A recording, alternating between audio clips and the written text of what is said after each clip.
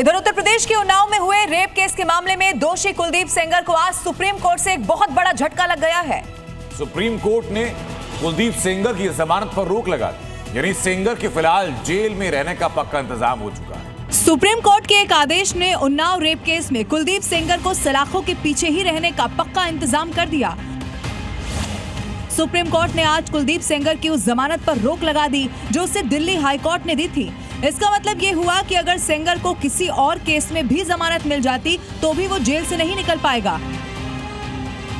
इस मामले में 4 हफ्ते के बाद एक बार फिर से सुनवाई होगी और कुलदीप सेंगर को अपना पक्ष रखना होगा।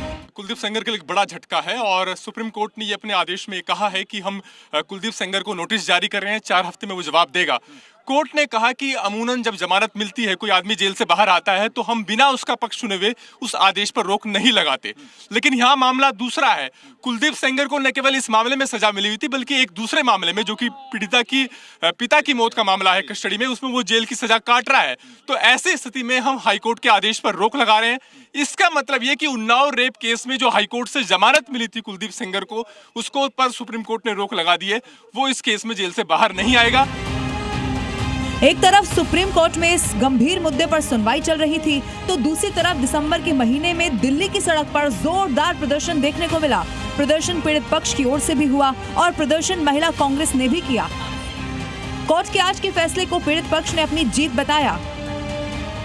आज सुप्रीम कोर्ट को मैं धन्यवाद देना चाहूँगा। पीड़िता धन्यवाद देना चाहती है। पूरी देश की संवेदना सुनी सुप्रीम कोर्ट और अभी उस ऑर्डर पे स्टे लग गया है और सुप्रीम कोर्ट सख्त आवाज में ये मतलब आदेश दे दिया है निचली कोर्टों में कि अभी किसी भी मामले में उस अपराधी को जेल से बाहर नहीं निकाला जाएगा। हालांकि ये लड़ाई अभी लंबी चलेगी और इसके लिए जंग लगातार जारी है। बलात्कार के ऊपर बेस होना चाहिए। आई थिंक इसमें कहीं ना कहीं लीगली हमें उसको इस पर्टिकुलर लॉ को स्ट्राइक ऑफ करने की ज़रूरत है कि चाहे वो पब्लिक सर्वेंट है या नहीं है। अगर है तो डेफिनेटली ज़्यादा होना चाहिए, ये सही बात है, but rape is a rape, उसको उस तरह से देखने की ज़रूरत है। बहरहाल उन्नाव का रेप केस एक बार फिर से गर्मा गया है। मामला एक राज्य के एक शहर से आगे बढ़कर देश के सामने आ गया है।